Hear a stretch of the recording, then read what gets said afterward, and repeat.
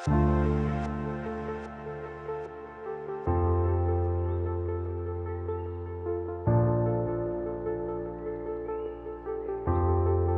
selamat siang pemirsa. Bersama ini saya dengan Agi Kristiono hadir bersama dengan Profesor Gun. Dan bersama ini kita juga berada di Cafe Tel Coffee di Perhutani di Jalan Mauni. Hari ini kita akan membahas kekuatan pembuktian ahli dalam sengketa hukum acara perdata. Kita simak dan kita saksikan bagaimana dari narasumber luar biasa ini, dan kita akan menyaksikan satu demi satu, kita ulas satu tentang bagaimana apa yang di dalamnya.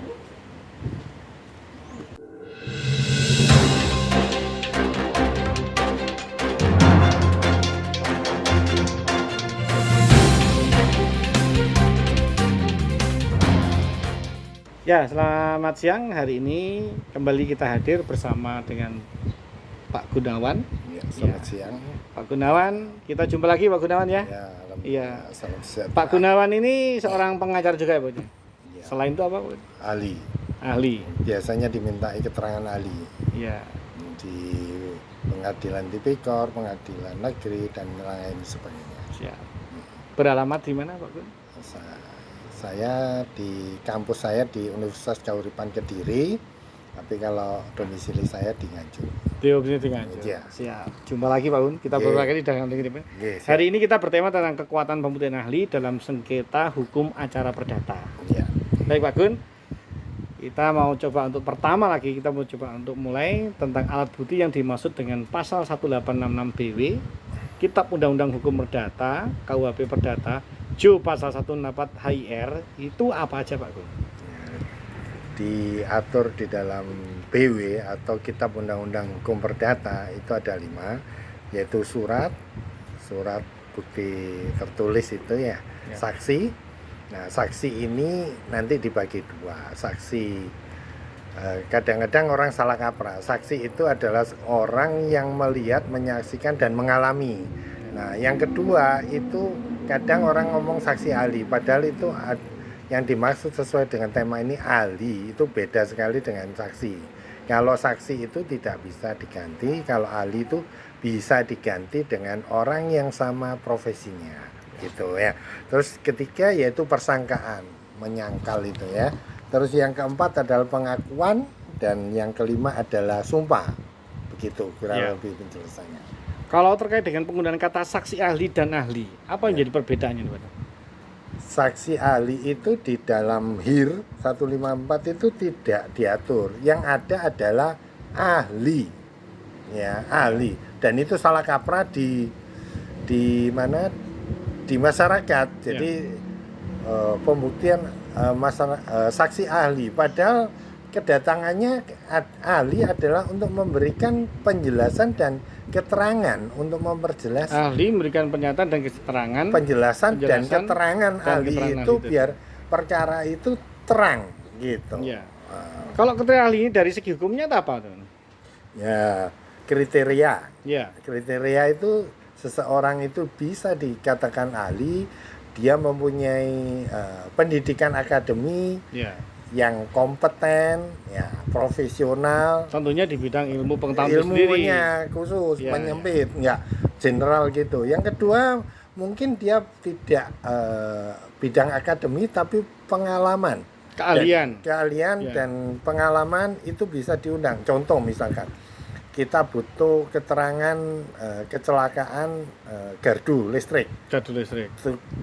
Kan mengundang tukang las yang profesional. Gardu dan tukang jaringan juga. Iya betul. Nah itu kan dia mungkin tukang lasnya kan dia nggak pendidikan, cuman aja. Yang ketiga adalah yang membantu menemukan fakta. Jadi ahli itu membantu hakim untuk menemukan fakta. Jadi perkara yang masih kurang jelas tadi dibikin dengan keterangan ahli tadi bisa menjadi lebih jelas. Menjadi lebih jelas. Jadi hakim itu bisa lebih mantap gitu. Menurut Pak Gun ini, seseorang dikatakan cakap atau dilarang menjadi saksi di dalam pasal 145 HIR itu apa Pak Gun? Ya, ada beberapa hal di sini bahwa kalau dilarang menjadi saksi, otomatis dia tidak bisa berhubungan dengan ahli. Maksudnya tidak bisa menjadi ahli. Contoh, suami ada kasus terus istrinya jadi ahli, atau istrinya ada kasus terus suaminya yang menjadi ahli, itu tidak boleh. Suami istri keluarga segaris ya. Terus Jadi keluarga saudara tadi ya, sama suami istri. anak-anak yang kecil di bawah umur. Nah, terus yang terakhir adalah orang gila. Maksudnya sakit jiwa itu walaupun kadang-kadang dia sehat. Itu Kadang-kadang hanya kadang-kadang dia kelihatan sehat, tapi itu tapi berbahaya. tidak Ya, bisa. belum bisa Maksudnya juga. diundang sebagai saksi ataupun ahli ya enggak bisa. Ini biasanya kalau dalam UDGJ ini pemirsa ketika diminta keterangan saksi, ketika dia UDGJ atau tidak, tentunya masih ada surat terlampir ya. Oh iya, surat Ada pemeriksaan keterangan sendiri itu ya? dari psikiater. Maksudnya psikiater itu dokter spesialis kesehatan jiwa. Iya, iya. Nah, yang bisa mengeluarkan itu. Jadi nggak bisa terus orangnya kelihatannya nggak apa-apa, tapi kan ada gangguan. Iya, gitu. rawan. Tentunya ada disertai dengan itu tadi ya, Nah, sakit betul. dengan sehat tidak. Nah, secara formal ini, di mana sih kedudukan keterangan ahli ini sebenarnya? Secara formal itu berarti bicara hukum acara. Ya. Ya. Kedudukan ahli itu di luar, ya, jadi tidak di dalam hukum acara itu. Jadi Ya. dia berada di luar, dan keterangan ahli tersebut tidak memiliki Kekuatan pembuktian. Ya, ya. Maksudnya seperti itu. Ya. Tapi dibutuhkan. Ya, Nah, ya, seperti itu.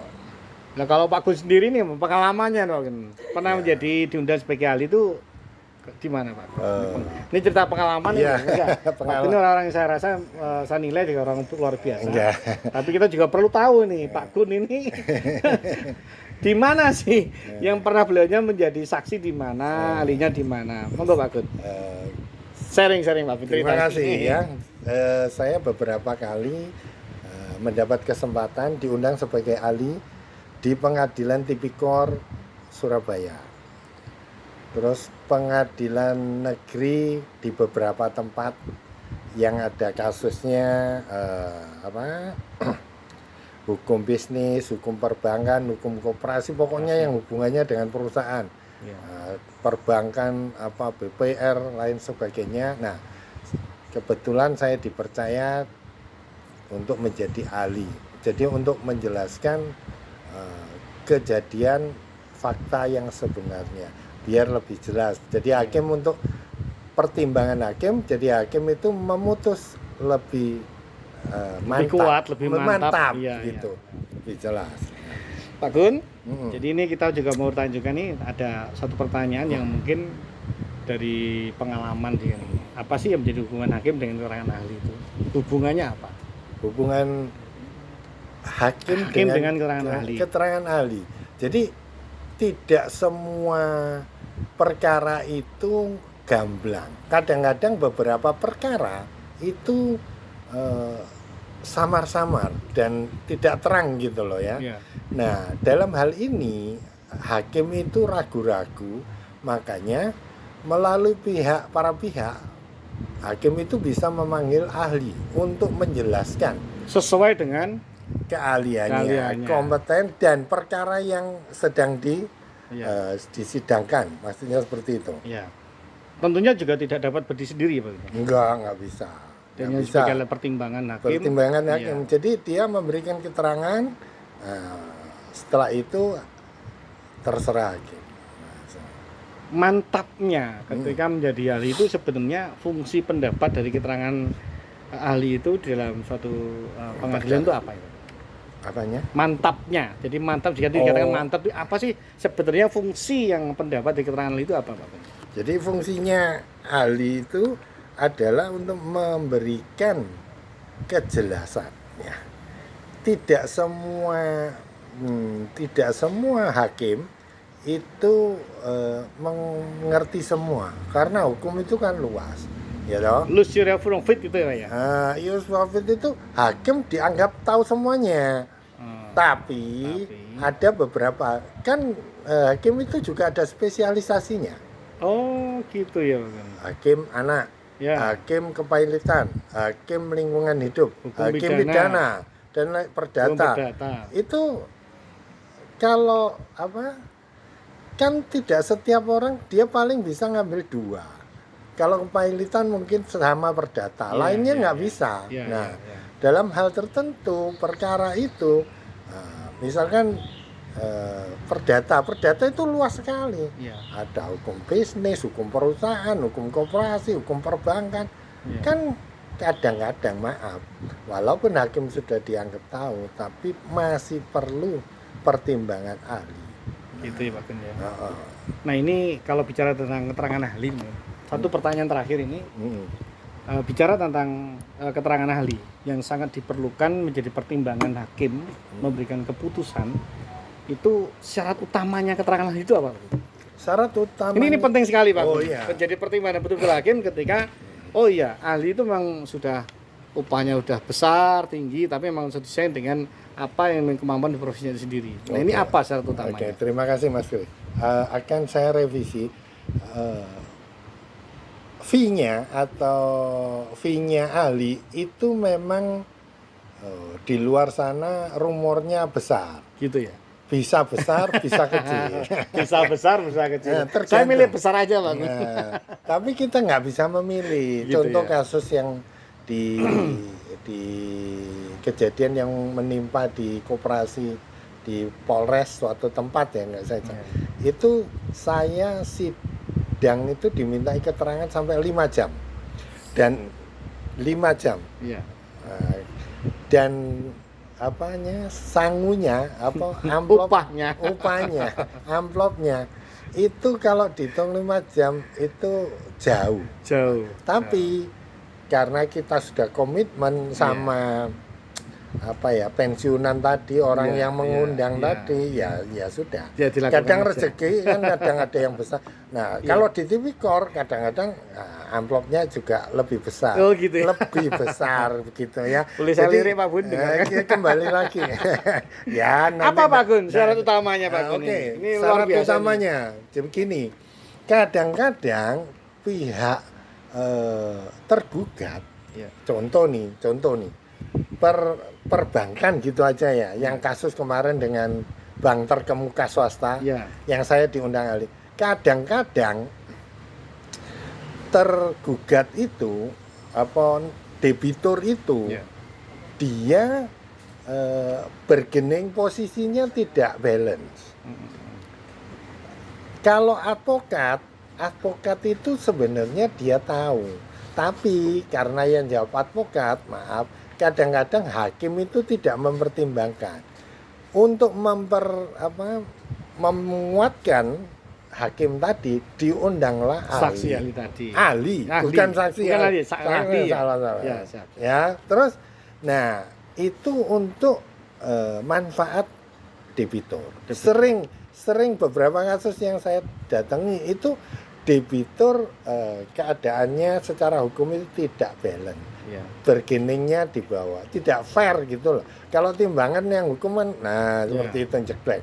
Nah, kedua, pada waktu ahli didatangkan, itu syarat utamanya ahli itu harus netral. Paling utama netral. Beda dengan pengacara membela yang bayar. Yang bayar. Mengundang, Gitu ya, Pak yang Gun? undang, tapi kita dibayar. Ya. Walaupun debitur yang bayar, kita tidak boleh Netral berarti independen. Iya, Menurut lurus. dia bercerita memberikan satu keterangan dengan sesuai dengan profesi yang dia jalankan. sesuai ilmu, sesuai di kampus itu. Jadi karena netral, maka diambillah dari akademisi. Ya. Begitu. Nah, dia akan menjelaskan tidak pro kanan, tidak pro kiri. Jadi satu netral itu yang paling penting. Ya. Dua kompeten, terus objektif.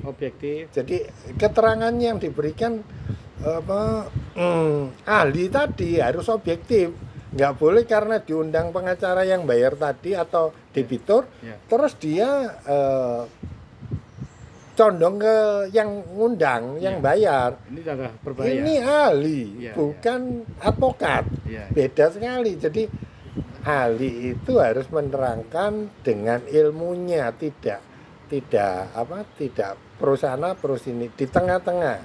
Nah, kalau sudah di tengah-tengah, maka kemungkinan besar itu keterangan ahli itu bisa dipakai, diambil sama hakim untuk pertimbangan. Kalau dia nggak netral, sudah dianggap tidak ada.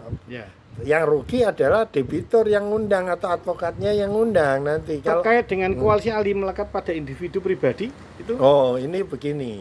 Kadang-kadang orang itu salah kaprah. Contoh ya, ini contoh. Seseorang bekerja di BPN, BPN. Badan Pertanahan Nasional.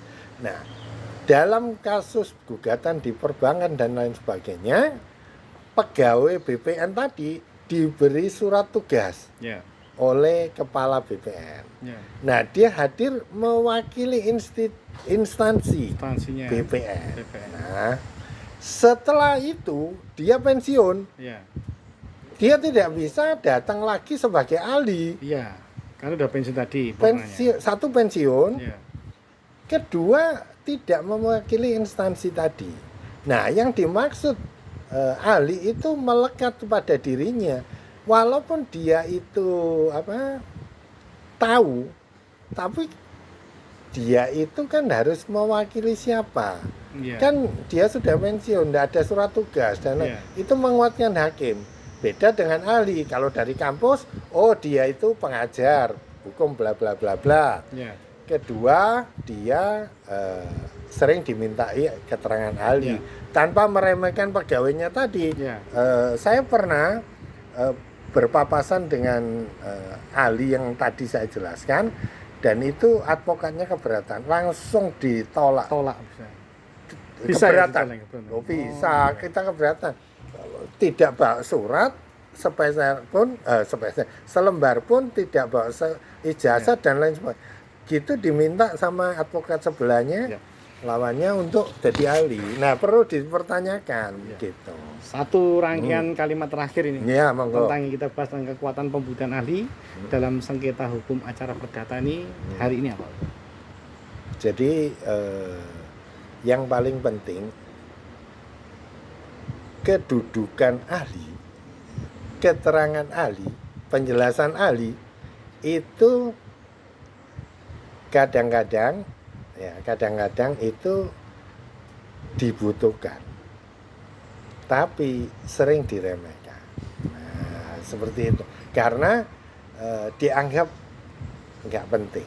Tapi bagi debitur yang kedudukannya tidak imbang dengan lembaga keuangan, pasti sangat menguntungkan. Sangat menguntungkan. Karena beberapa kali dalam saya diundang beberapa kali itu, kalau tidak diundang maka perkara itu akan tetap tidak terang gitu. Siap.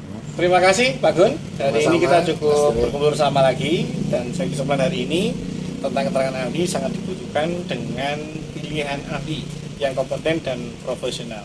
Tentunya dengan yang netral, dan sangat dipentingkan sekali, sangat dibutuhkan sekali ketika Anda membutuhkan, ketika perkara itu juga tidak balance, tidak seimbang, di mana posisi klien itu biasanya posisi yang kurang enak. Jadi harapan saya pilih ahli yang luar biasa, yang sangat smart, yang tahu dengan kompetensi yang luar biasa. Di lain kali kita akan sambung dengan perkara-perkara yang lain yang perlu kita banyak ya, supaya banyak manfaatnya ya, isu-isu yang berkembang masyarakat. Ya, untuk masyarakat. Karena kita kan edifikasi, tidak cari profit. Siap. Terima kasih Pak Gun. Selamat siang. Terima kasih Telkopi. Terima kasih Telkopi. Terima kasih Telkopi. Hari ini kita sudah diberikan tempat untuk bisa beracara kali ini dengan Pak Gun. Selamat siang. Assalamualaikum warahmatullahi wabarakatuh.